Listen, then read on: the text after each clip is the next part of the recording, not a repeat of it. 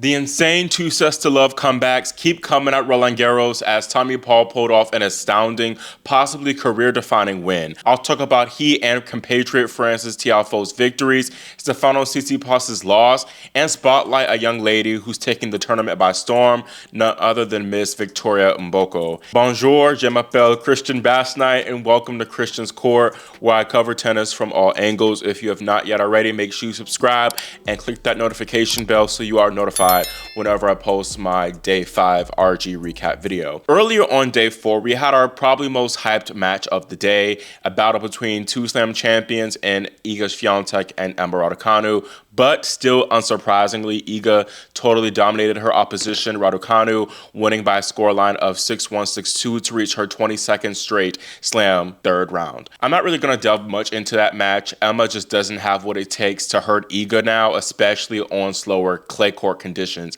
The Brit only hit 8 winners to 17 unforced errors. Iga was just kind of in total control with 32 winners to 22 unforced errors. Now, on the bright side, Emma won 2 more games than she won in their first meeting at the Australian Open this year, so maybe if they meet at Wimbledon, she can shoot for 6 games. Low-key, this is their 5th meeting. Emma has not won a set against Swiatek in their meetings, and it's starting to play out how Coco and Iga's head-to-head played out initially before Coco has seemingly turned the head-to-head around. So be on the watch out for that possibly being an ugly head-to-head when it's all said and done. Swiatek next plays Jacqueline Christian, who beat Sarah Bechlek, who defeated Marta Kostyuk in the opening round. Iga should clear Christian without much issue and make the second week, but she will be guaranteed to face a tough test in the 4th round and either Elena Rybakina or Jelena Ostapenko, who will play one another in the 3rd round. Rybakina defeated American Eva Jovic 6-3, 6-3, while Ostapenko defeated another American, Caroline Dolehide, 5-7, 6-3, 6-3. Rybakina leads the head-to-head with Ostapenko 3-2, and she's won their last 3 meetings, all of which came in 2023.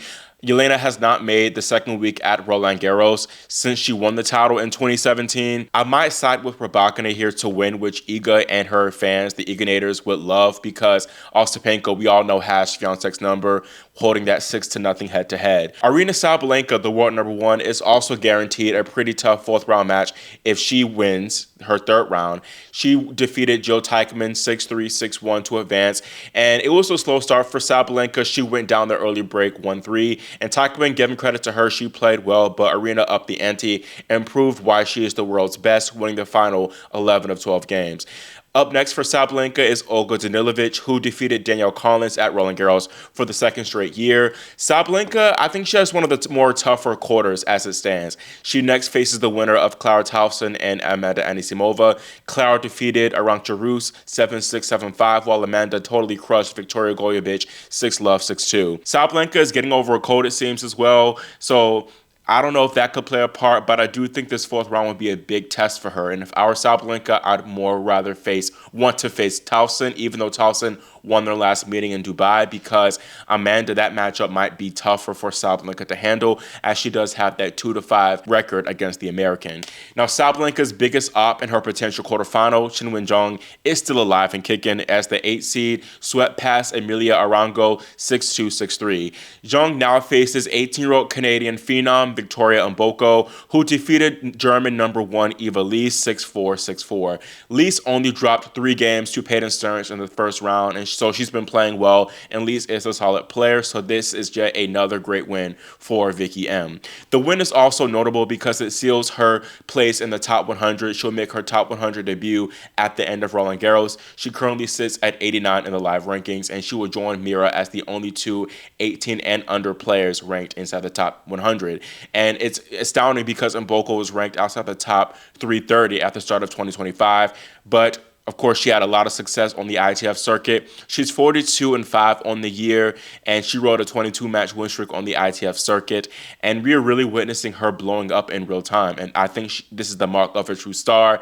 She's the daughter of Congolese parents, and she has gotten a lot of press too from a lot of African-centered media, which is great to see. And Vicky M spoke about her sacrifices that her father made, working night shifts so that he could attend her practices. And of course, Mboko also has received a lot of attention attention from the Canadian media because she's very much needed for them, as Felix Auger-Aliassime, Leylah Fernandez, Denis Shapovalov, Bianca Andreescu, they've all been really struggling with consistency. Shout out to Gabriel Diallo, though he's been on the rise. He's Canadian as well. There's a lot to love about Mboko's game. I think her big ball striking game, huge serve and groundies, and of course her being an exceptional athlete add to the hype for her. She had to qualify here for Roland Garros, and she has not yet dropped a set, but Zheng will be hard to keep that streak up against. I think that Vicky does have a chance, though. She's not fazed by big names. She took sets over Coco Gauff and Paula Badosa in Rome and Miami, respectively, and maybe the experience from those losses will help her get over the finish line and get the upset here. The winner of Zheng and Mboko will face the victor of Diana Yastremska and Ludmila Samsonova. Diana, she beat the 11th seed Diana Schneider 7-5, 7-5. Lastly, Jasmine Paolini and Alina Svitolina are on a collision course to face off in the fourth round after their respective straight sets wins over Ayla Tomljanovic and Ana Bondar. Svitolina was projected to face the 18th seed Donna Vekic, but the Croat lost 7-6 in the third set to American Bernarda Pera. She also lost to Pera here at Roland Garros a few years back too. Meanwhile, Paolini takes on lucky loser Yulia Starodubtseva, who defeated Anastasia Potapova in straight sets. Transitioning to talking about the men, the big star in the bottom half, Carlos Alcaraz, his section looks good still. It looks perhaps even better after Casper Ruud lost, but I'll talk about Ruud's loss later.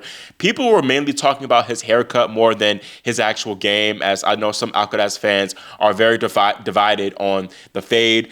The back does look a little interesting, but if Carlos likes it, I love it. Anyways, Alcaraz scored a solid 4-set win over Fabian Marozsan, and he got some revenge too, as the Hungarian Marozsan beat him in Rome back in 2023. Up next for Alcaraz is Damir Dzumhur, who took out Frenchman Giovanni Impetri Péricard in 4 sets. Now, Carlos will not have his annual Roland Garros clash with Stefanos Tsitsipas this season. Those two could have played in the 4th round, but the Greekman was stunned by Italian qualifier Matteo Gigante 6-4, 5-7, 6-2, 6-4. Gigante, ranked 167th in the world right now, had never won a slam main draw match before this year's Roland Garros, so this was truly a stunning result. Gigante, he played well. He has a very much a lefty game that translates well to the clay, it seems. He has a really heavy forehand, solid angles from the backhand, and he took advantage of Tsitsipas's subpar backhand, which hasn't been the same really since he won the Dubai title back in like February, March. Steph revealed that he did go back to his old Wilson racket. He was prototyping, we believe, a Babolat racket in Dubai, which clearly gave him a lot of success. And he said that he went back to the Wilson because he was trying to go back to what feels comfortable to him and what he knows best. That is really not a smart decision, I feel. It just doesn't make sense, because if you were having a lot of success with the Babolat and winning matches and hitting your backhand a lot better, why would you not stick with it? Maybe it was a sponsored thing and Wilson offered him a little bit more change to keep playing with their racket, but still you got to think what's better for your career. And even if it makes you uncomfortable, if you're getting better results, then I would switch, and because something has got to change clearly for him. The forehand in this match was also an issue, as Tsitsipas finished with 49 unforced errors, 36 of which came on the forehand side. Tsitsipas made some interesting statements after the loss. He said, "I still want to be the best player in the world, and I still want to do great things around the sport that I chose to play. My attention and focus is always to try and improve any aspect of my game. I'm an optimistic person. I don't want to use any excuses or anything like that. So my entire focus is on how we can come to solutions, solve certain things. It's a constant puzzle. I'm ambitious, and I want to prove it on the tennis court. Things have definitely changed over the last couple of years, and I know that I find myself in a completely different position now. I just need to use my experience a little bit more wisely, I would say. My experience sometimes kind of stabs me, I feel like, instead of utilizing it in a more professional and profound way." All right. Anyway, Tsitsipas now falls outside the top 20 for the first time in like 6 or 7 years, so this is definitely a significant decline for him. I'm wondering, is his prospects of becoming a slam champion over now? I don't know if I see it for him, to be honest. The game just has a lot of holes right now. Maybe if he goes back to the racket, maybe, but again, I don't really know why he did that and switching back to the Wilson blade racket, whatever. But anyways, Stefanos has not progressed past the quarterfinals at a major since he made the 2023 Australian Open final. So it hasn't been good for him. I think it's really more mental for Tsitsipas than anything else at this point. And again, I don't know if he has that moxie to win a slam. He is 26 years old. I know it seems like he's been around forever, but he still is pretty young. And I think he has about 5 or so more good solid seasons in him to prove himself. Also, there are rumors of Goran Ivanisevic joining Tsitsipas in the grass season. So perhaps if those rumors are true, he could be the voice to change things around for the Greekman. Back looking at the draw, Gigante will play American Ben Shelton, who got the walkover win from Frenchman Hugo Gaston. In the section above, we witnessed an upset through Nuno Borges, defeating two-time finalist Casper Ruud 2-6, 6-4, 6-1, 6-love. Now, Borges is very talented, but this result was mainly about Casper not being 100%. Ruud revealed after the match that he has been struggling with knee pain on and off for the past 2 weeks, which is why he pulled out of Geneva after Rome. The Norwegian also has some interesting comments when asked if he felt pressure with taking time off, as he would likely face a hit in the rankings. He said, "It's kind of like a rat race when it comes to the rankings as well. You feel like you're obligated to play with certain rules that the ATP have set up with the mandatory events. You feel like you lose a lot if you don't show up and play, both economically, points-wise, ranking-wise, and opportunity-wise. For me, I know these weeks and months are really important for the remaining of the year and for my career. Of course, if my leg is broken, I won't play. But it's tough anyways, especially when there's a time with mandatory events to skip them, because the punishments are quite hard in terms of everyone else will play, gain points, and you won't. Also, there's a certain bonus system set up that is reduced if you don't show up to the mandatory events. It's a questionable system because on one hand, you don't want to show up injured and maybe you give the spot to another player.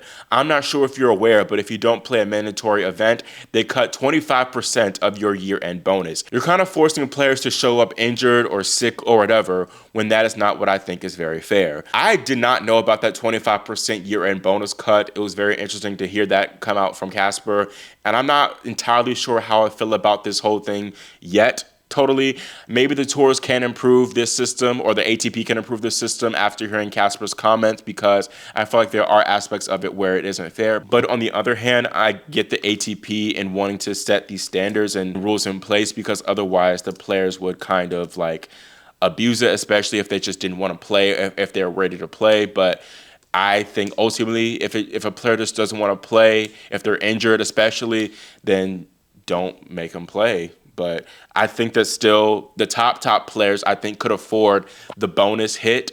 They are seemingly pretty well off to take the hit. It's also like if you're injured and you decide to play the tournament and you lose early, you're going to take a rankings hit regardless. So it's interesting. And on that topic, Casper, he will fall outside the top 10 again. He is currently number 13 in the live rankings because he did make the semifinals at Roland Garros last year. Tommy Paul, who was also in this section, was close to losing himself against Martin Fucsovics. The American was down 2-0 and he was struggling with a lower ab issue, and he said that he was dealing with it for much of the match, and it really flared up at 2-all in the 5th set. But Tommy was just way too tough, and he battled back for a 4-6, 2-6, 6-3, 7-5, 6-4 victory. This was an impressive effort, especially because Paul trailed 3-5 in the 4th set and was 2 points away from losing. And to dig in like that and doing it all while injured, he's got that dog in him, man. We'll see how he recovers in round 3, because he does have a tough opponent next in Karen Khachanov, who earned a 5-set win himself, defeating Sebastian Offner. I don't know if TP will make it to the second week, but we are guaranteed to have an American man reach the 4th round elsewhere in the draw. Francis Tiafoe and Sebastian Korda will play in the 3rd round after they earned impressive straight sets wins. Korda defeated his countryman Jensen Brooksby 6-1, 6-2, 7-6. I did not expect this one to be so straightforward. I knew that Korda would probably win it, but Jensen did pick up that title in Houston, and he can be a very tricky opponent. So props to Sebi for that win. Meanwhile, Francis Tiafoe looked very, very good, only dropped 8 games, and his 6-4, 6-3, 6-1 beatdown of Pablo Carreño Busta. Tiafoe didn't face a single break point in this match, and it was definitely his best performance of the entire season. He hit 37 winners, only committed 19 unforced errors. Truly a perfect match from Big Foe. I think with how he played against Carreño Busta, he might be the slight favorite over Sebi, but I don't know. It can be tough to maintain that level after you came off playing probably the best match of your season.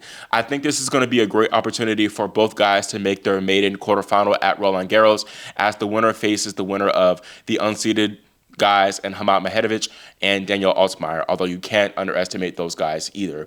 Korda has not made it past the fourth round at a major since the 2023 Australian Open. He only has one quarterfinal to his name. Maybe the nerves will be a factor for the American.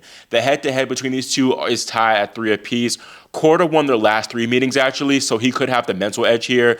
It's going to be a tight one regardless, I feel. I think I might side with Tiafoe, though, because that factor of Korda not having a lot of slam success and maybe getting the monkey off his back might be too much for him to handle.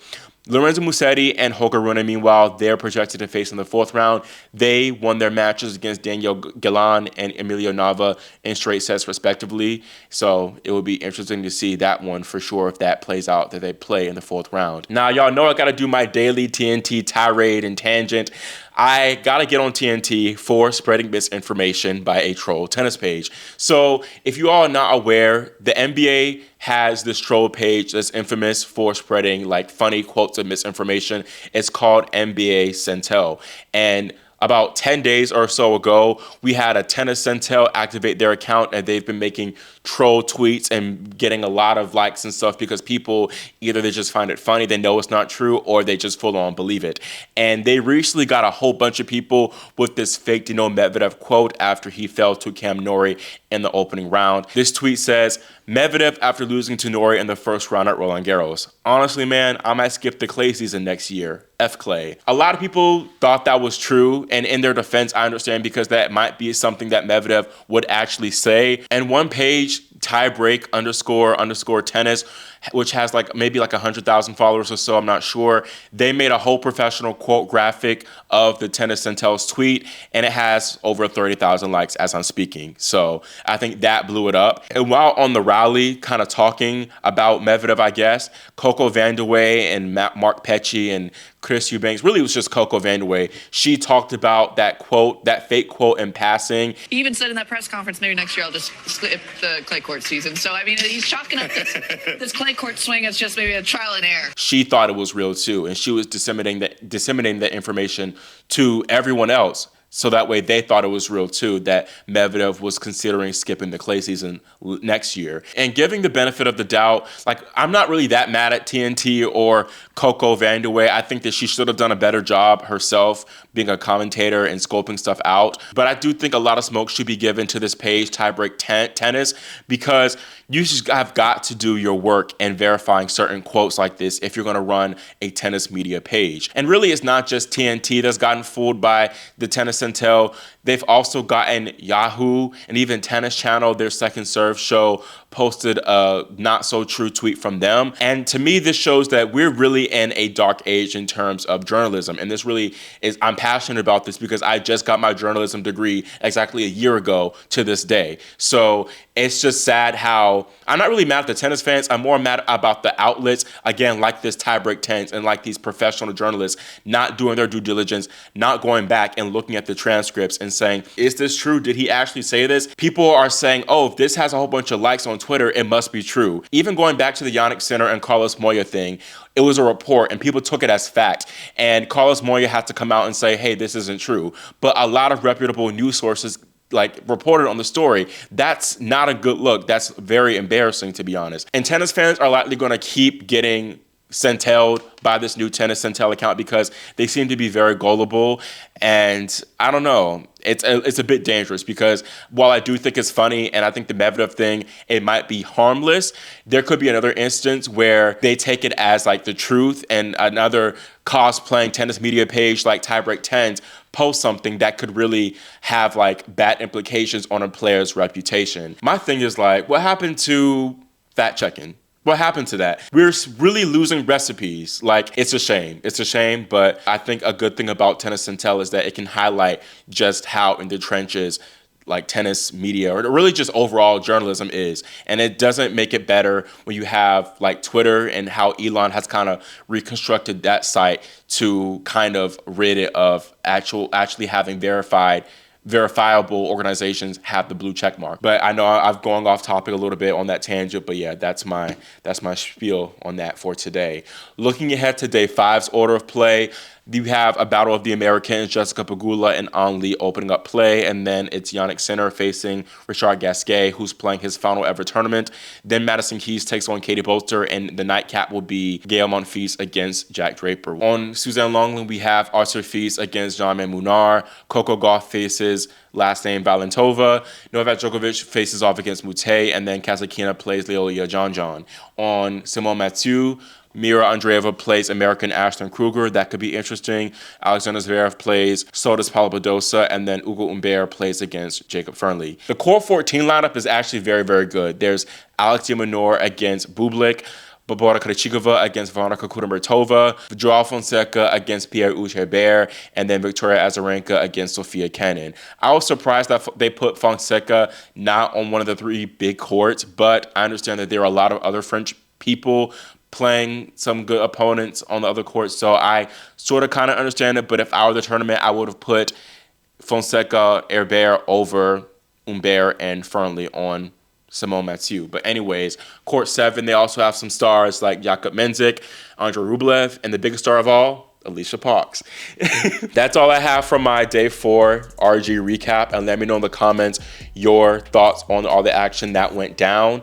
And again, make sure you subscribe and click the notification bell so you're notified whenever I post my next day 5 recap analysis video. Thank you all so much for watching and for your support, and I'll see you all next time here on Christian's Court.